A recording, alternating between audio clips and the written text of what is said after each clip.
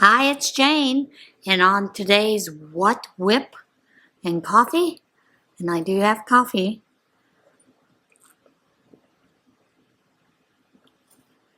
which I needed to get a sip of. Sorry about that. I am working on my sugar blush shawl, but I did want to let you guys know that I did finish the Tunisian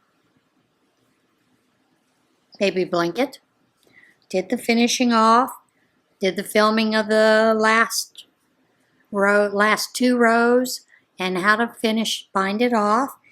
And then the following week is we will go and clean up all these ends, put a border on it.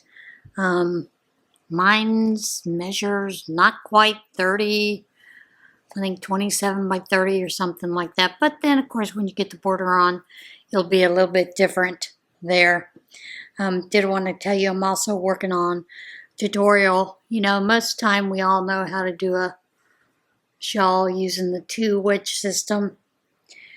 But I'm working on a video to show the 3-wedge, how you can do 3 wedges. We will follow this pattern, pretty much plain simple double crochets.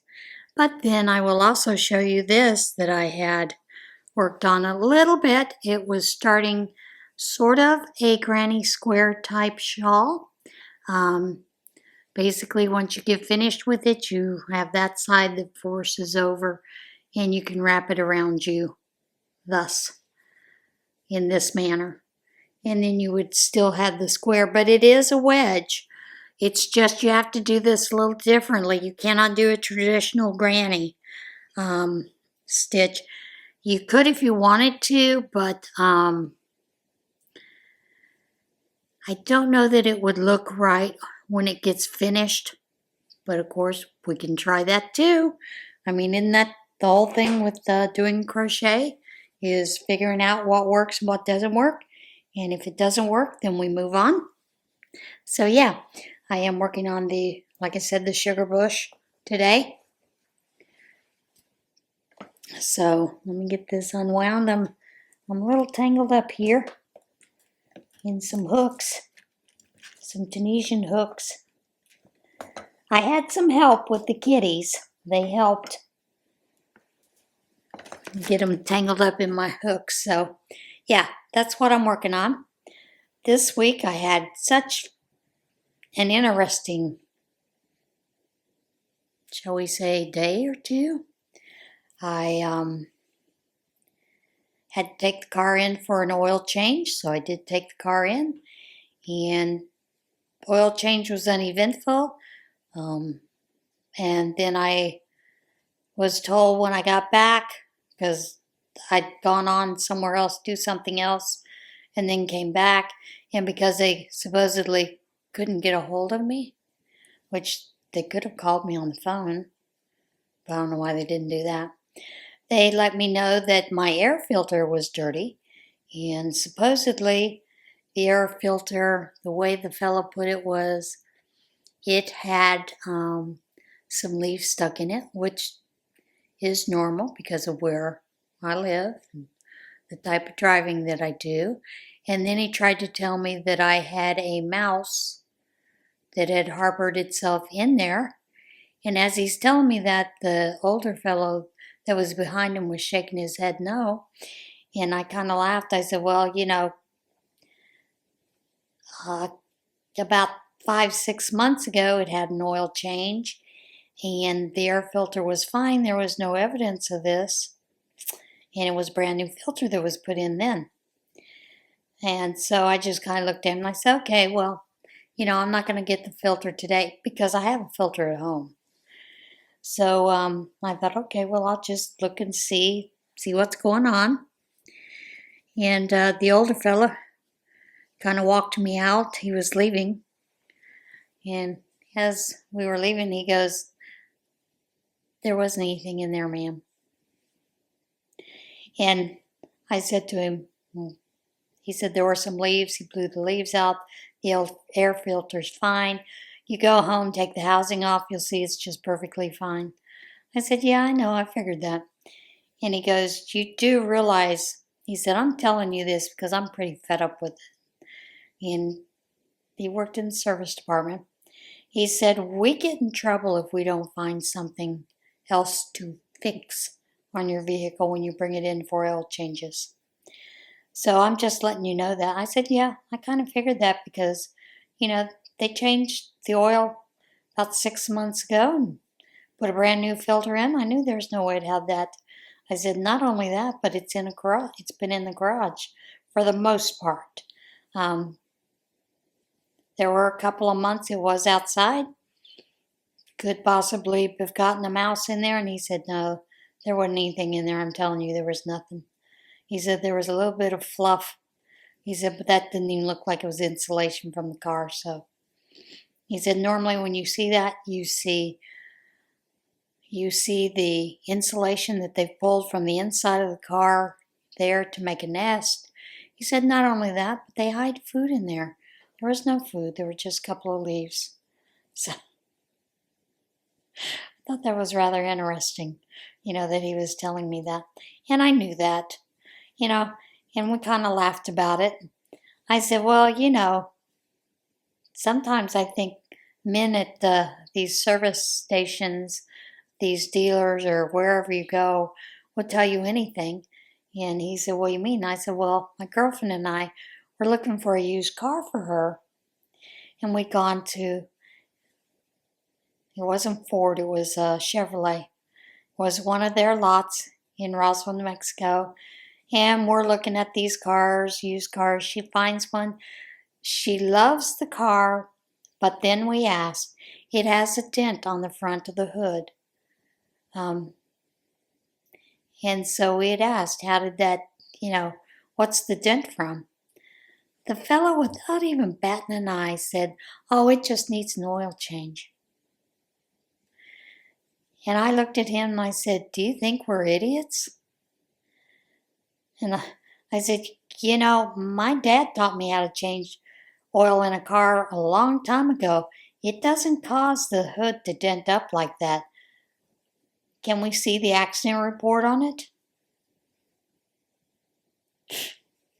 He got pretty pissed and walked away.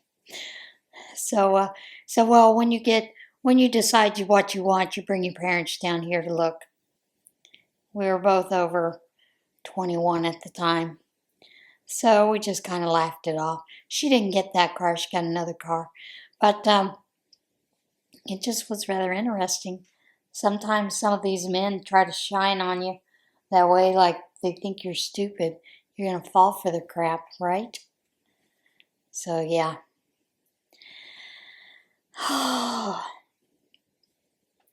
And I know here this week, the big thing in my area is there is an Amish fellow in not Lancaster. He's in Bird of Paradise, I think. It's where he lives. But the Federal Drug Administration, the FDA, raided his farm and several of the other Amish farms because they don't like that they sell raw milk. They make yogurt, butter, all kinds of things from this. They raise cows. They make granola. They do things the old-fashioned way. And so the FDA has locked down all that food. It's been sitting and more or less wasting away. Probably a good, $150,000 worth of produce and not produce, goods that could be sold, regular canning, maple syrup, you name it, just done the old way that it was done in the past. And so the FDA is trying to crack down on those. So there's going to be a big, there's a call out there for a lot of people to come and support this Amish fellow. He goes to court, I believe in Lancaster, on the 29th. So people are asking to show up in a silent protest at the court for the court proceedings. So it should be rather interesting. I do find it interesting that if you do this on your own, they'll leave you alone. if you have a farm, you butcher your own cows, that kind of stuff. But the minute you start selling out to others, and he sells out to the community, not only Amish, but a lot of people in the community who depend on that food in order, to make ends meet. Because he's not out there to gouge a bunch of people the way that the grocery stores are. That's another thing. I've noticed all the prices have gone up anywhere from 50 to 75 cents in the past couple of weeks. So, the inflation's getting to us. It's getting to me. Being on a somewhat fixed income, it hurts when things go up and it costs more to purchase things, so you have to decide, what am I willing to do without? And there are some things I'm not willing to do without, so. And I laugh because I've told you before that Ronan, one of my cats, every time I have a dumpster diving video on, he jumps up into my lap and wants to watch them. So, I kind of laugh about it. Maybe my kitty was, a dumpster kitty. Who knows where it came from, other than he was in a colony finally. But I was like, yeah, well, Ronan, maybe we need to get some tips and lessons and learn how to dumpster dive. And maybe our next feat, start dumpster diving for our food. I'm kidding. But yeah, it's frustrating. And it's frustrating when you see yarn as expensive as it is. I love to go to Michael's, look at the yarn, gorgeous yarn, Caron cakes, but the Caron cakes are what, $9.99 to $15.99? Used to be $7.99, $9.99. I could afford those. So I just find it frustrating. Although lately I haven't seen a whole lot of yarns that I felt like I really had to have, other than that when I did my little shopping trip to Ben Franklin. So yeah, I just find it rather interesting. The way that prices are going up, the way yarn has gone up, it's going to get to a point where, well, not only yarn, but fabric too as well. Used to be you could get some decent fabric, quilting fabric, anywhere from $7.99 a yard to $9.99. Now I'm seeing it $11.99 to $15.99, which means prices have to go up. I understand that. But good grief. And the Postal Service raised their rates about a month ago. So shipping is more expensive again, a little higher than what it was.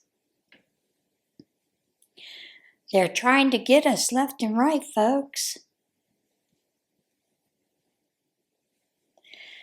Today, I was seeing a thing where AT&T customers, a lot of them have not have had some kind of outage in their areas. So I find that interesting. I do have a friend that uses AT&T in this area. Well, she uses T-Mobile. But I do have a friend that uses AT&T. She has not been able to use her phone whatsoever. To make calls or check on things, because it's just not working. And I think, I look at myself. I got rid of the landline. I couldn't see paying for a landline on top of paying for a cell phone. I mean, the landline, all that was coming was spammers and everything else. Of course, same thing with the cell phone lately.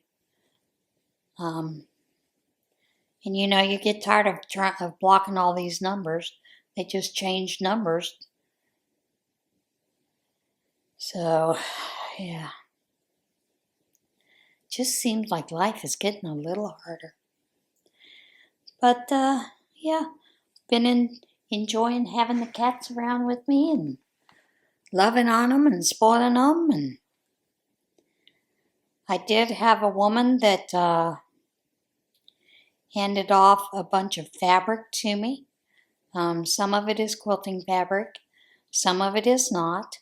I did get the fabric that I could not use off to someone who can use it. And I do have a couple more pieces that actually need to go to that, the place that I have always gone to in the past, Scraps and Skeins, needs to go up there to Scraps and Skeins. But I'm just not, don't know when I'll get it up there, so I'm just setting it aside, getting it ready so it can go up. And of course the cats have been helping me with the fabric. You know, they find it interesting because it has somebody else's smell on it.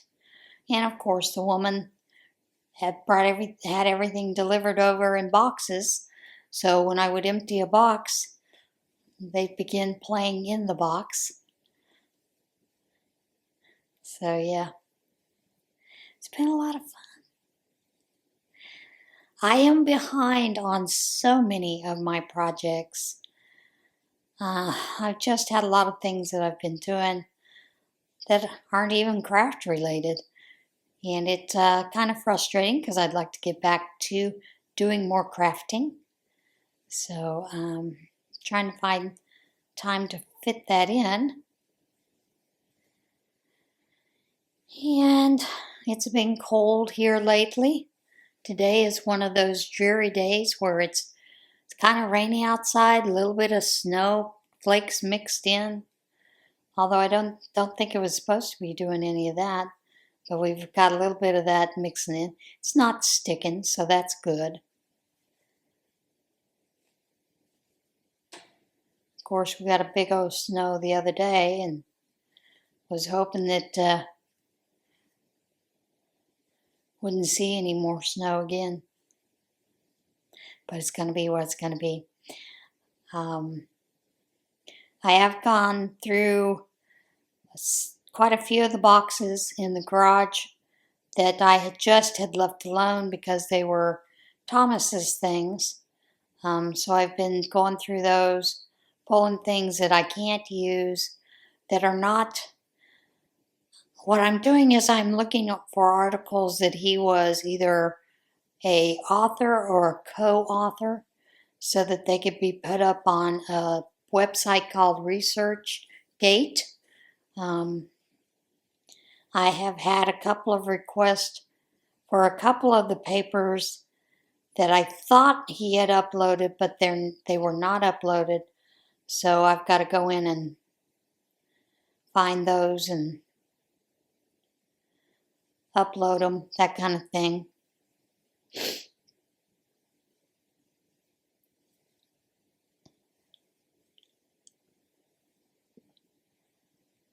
But it's hard, tedious going through paperwork.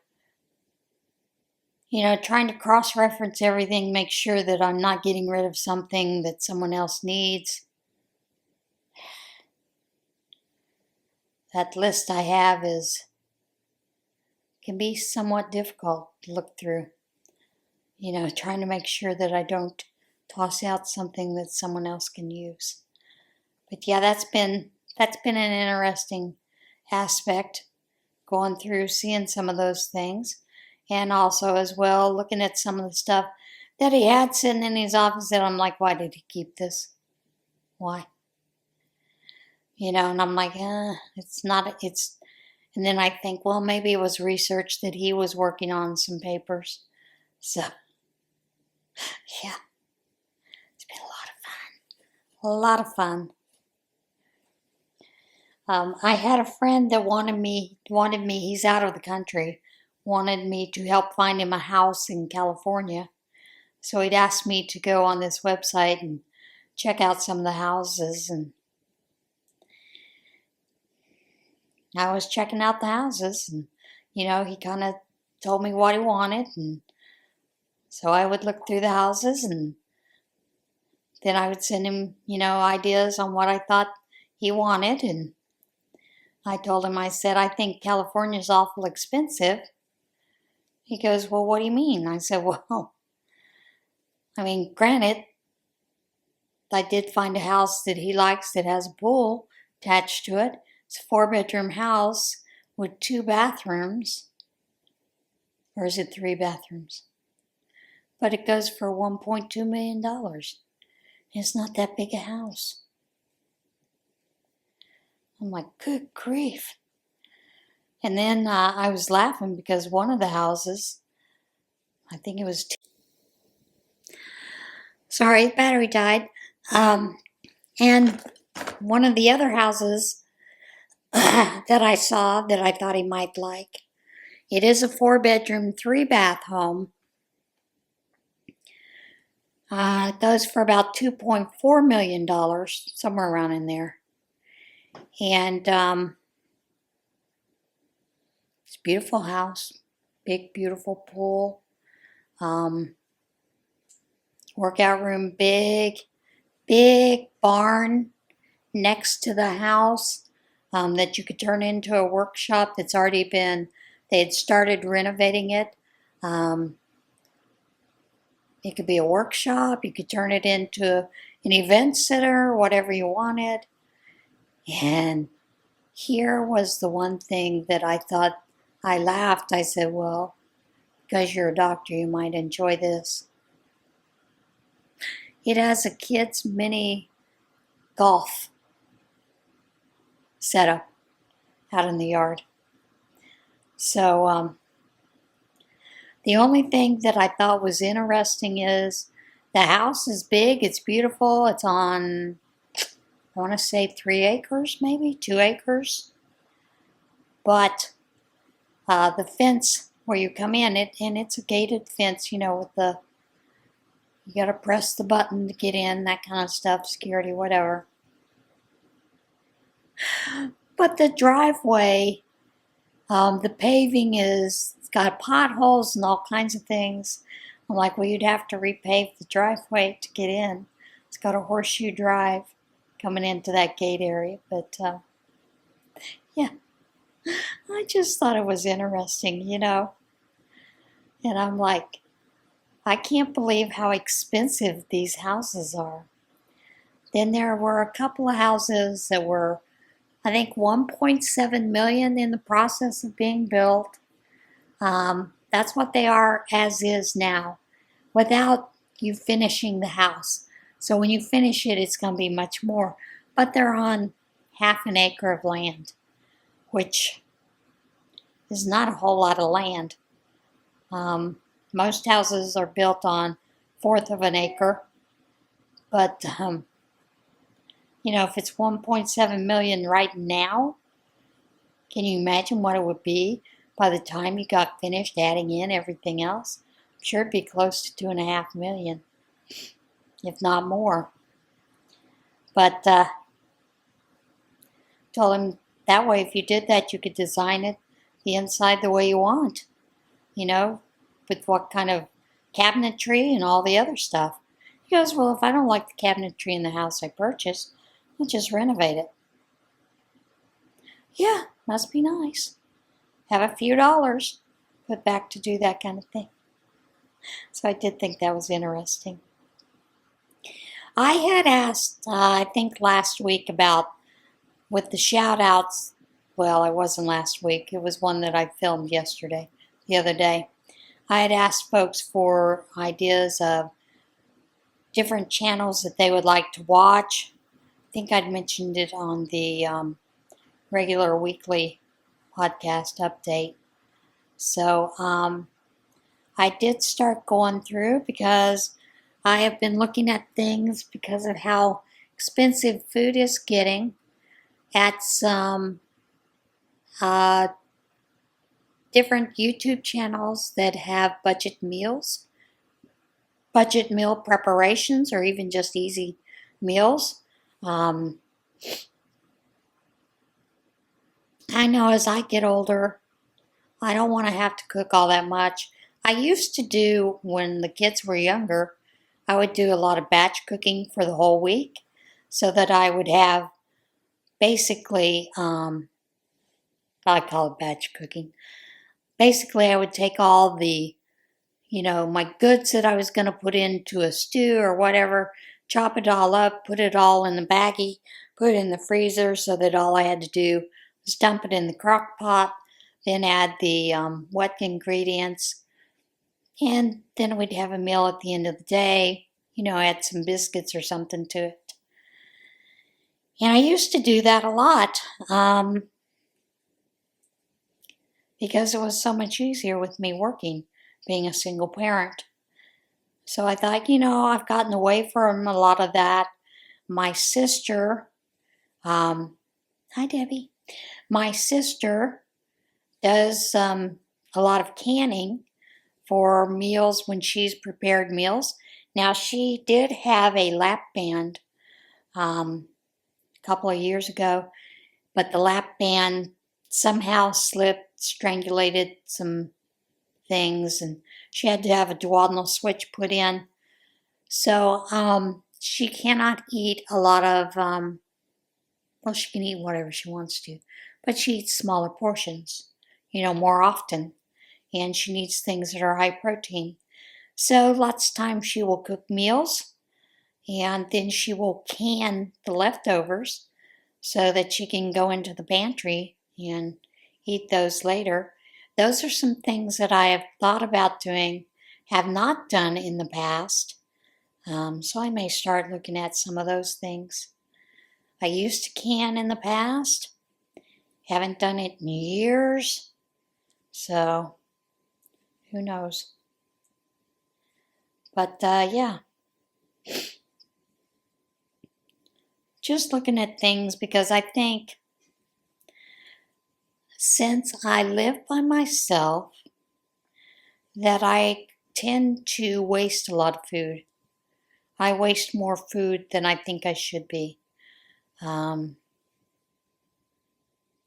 yeah, I'm just looking at ways to save money in my own cooking, my own meal preparation, and also some easier things,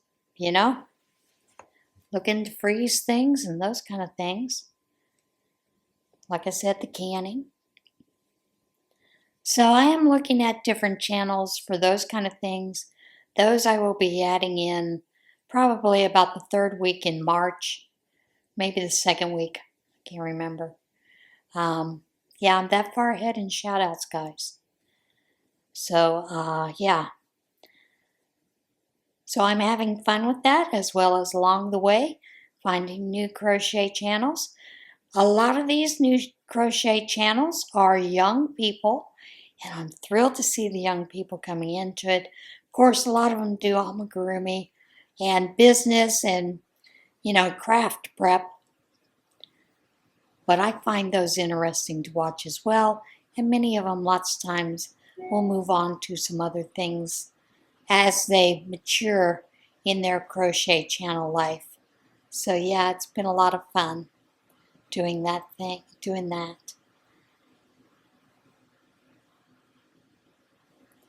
So what are you guys working on? I am planning on having this finished this week.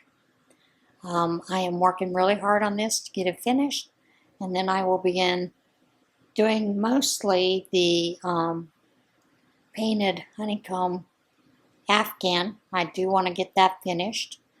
I don't have any more hats from the kindergartners. Those I will get more hats when I go back to next month's prayer shawl meeting, which is the first Wednesday of each month. So I'll get a couple more of those. That has been fun to do. And what I have been doing is I have got a smaller tote. I say smaller. It's not one of these big, totes. I got a little bit of a smaller tote, so I'm throwing all my scraps into there. Smaller things. I have taken all of my the Just yarns that I got from Dollar Tree when they had a lot of those in there, those smaller ones. Those are great for these projects. And those are in that little bit of the tote. And then I'm going through and pulling different colors. I've noticed a lot of them don't really care for a lot of white. I am putting I do have a skein I've put back with white so that I can put that in there as well. And what I find interesting is how so many of them like using black. And of course, my eyes have gotten older. Black is harder to work with. I don't mind using black when I do my little scrap cans that I make, because I'm holding it with a colored yarn. So it's not all just black on black. And I have noticed that sometimes is a little more difficult. So I have to try to remind myself that I need to take a small piece of white fabric, white pillowcase, whatever, lay it across my lap or the area where I'm crocheting those things to help with crocheting the black. Not only that, but I also use my neck light during that time too, or I will use my OT light that is over my chair where I normally sit when I do lives with Connie on that second Saturday of every month. So yeah, I'm having fun with that. I want to tell you I'm awful grateful for those of you that are sticking around with the Tunisian Tuesday. Lord knows I'm not the best tutorial person out there, but I do know that it took a lot of practice. It takes practice to get good at something, to get to the point where it looks a little bit more professional, can we say? But I will also say this. I was watching back a day when she first started out, and some of her tutorials are just as bad as mine.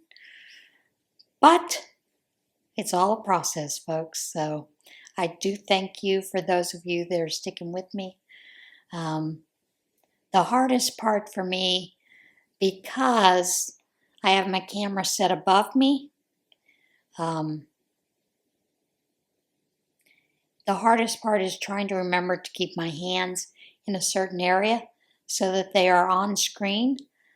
And I'm hoping to get a little bit better with that. So yeah. And I have done the thing where I've had the tripod to where my camera's facing down and it's right and I'm working around it. I do not like that whatsoever. Now I use a system where it's above me so that I can film that way.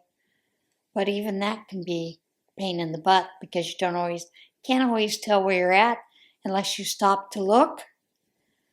And so yeah, trying to find something that will work with tutorials, make it a little easier, can be difficult. I did want to do some with the sewing channel, but that has proven to be a little harder because I have helpers, little furry helpers, who are constantly trying to get in the way, not only when I'm cutting fabric, but if I'm trying to set up the camera to film. So yeah, it's been rather interesting. So yeah, those are some things I'm looking at doing a little bit more this year.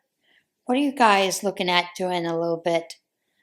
Doing more of, let's put it that way. I hope that everybody who is on a weight loss journey is remembering to drink plenty of fluids, especially water. It's good for us. But not only that, but to get up and move. That is one of the problems with this being crochet, knitting, being even Tunisian, that they are things that you do sitting as well as sewing sitting. Of course, when I'm cutting fabric, generally I am standing, although there are some times my hips will not allow me to stand too long. And yes, I do sit for cutting. So, but like I said, it's all just a learning process. What works, what doesn't work. And of course, with sewing, I can get up and stand. I get up and move because I'm moving back and forth between the sewing machine and the iron, you name it. So I am getting a little bit of movement in. But yeah, crochet, unfortunately, is not a hobby that lends to being able to get up and move a lot. And I think as we get older, we need to get up and move a little bit more. So I'm trying to do that during the day as I'm doing things, and when I am working on things at the computer. I do have a stand desk, so I do pull it up to a stand position so that I can kind of stand, walk in place, march in place while I'm working on things. I am working on bringing some other things into the channel and into an Etsy shop. It is not going to be part of Jane Wynn Designs.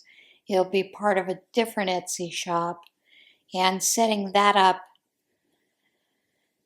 has been a little bit of a chore, getting some of those design ideas and those things finished out. What I wanted finished took a little more time. It's taking more time, actually, than what I thought it should. But that's okay. It'll all get done eventually. And, yeah. So those are some things that I am working on. Like I said, what are you working on? Okay, I think that I have chatted your ear off enough, rambled on enough, so I will let you go for now. And as always, remember, be a little kinder to yourself, be kind to one another, and I will see you again soon. Bye.